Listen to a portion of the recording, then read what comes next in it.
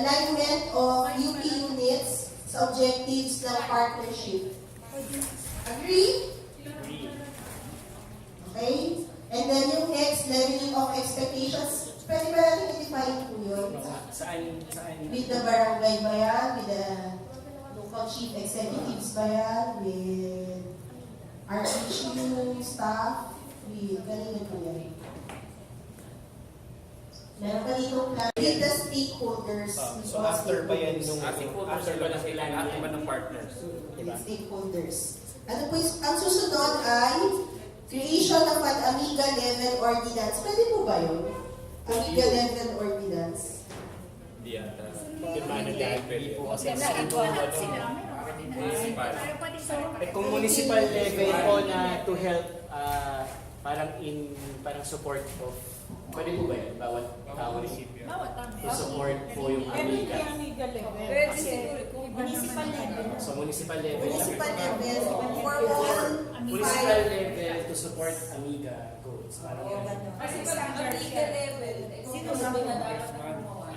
Okay po. Municipal So ano ba municipal level ordinance in support of Amiga?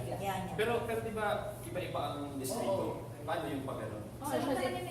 Hindi, dalawa na nawala. Indang and Amadeo. Nawala na sila. Nawala na? Sa district. District 8. District Pagka hindi ba kinakalpa? Mahirap po yung Pero Amiga. Amiga pa rin. Amiga kung health. Pero 3 districts na kami. Wala yung mas kawala. Amadeo!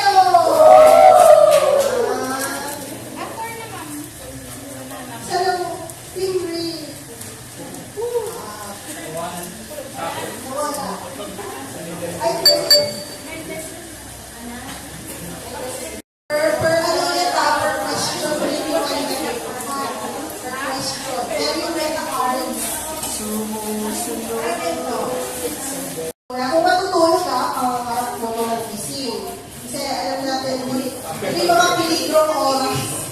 Oras ng peligro. Parang kinsenas mo tapusan. So, ito po yung aming papakarami ng isin. Mas maganda sana po yung kung ba kayo, NCD coordinator ba kayo, CO ba kayo, faculty ba kayo, o kung ano man yung role ninyo sa program para ma-identify po yung nangyayari. So, magbuo po tayo ng pangarap para sa programa sa taong 2020. So, iisipin po natin at ilalarawan natin kung number 1, ano na kaya ang mga pangyayari sa programa ng Amiga at UP. Top causes ng morbidity mortality, which is hypertension and diabetes and its complications. Pangalawang tanong, bakit mahalaga ang parangal na ito para sa inyo? Mahalaga po ito dahil itong award na ito po nga ang tatanggapin ko.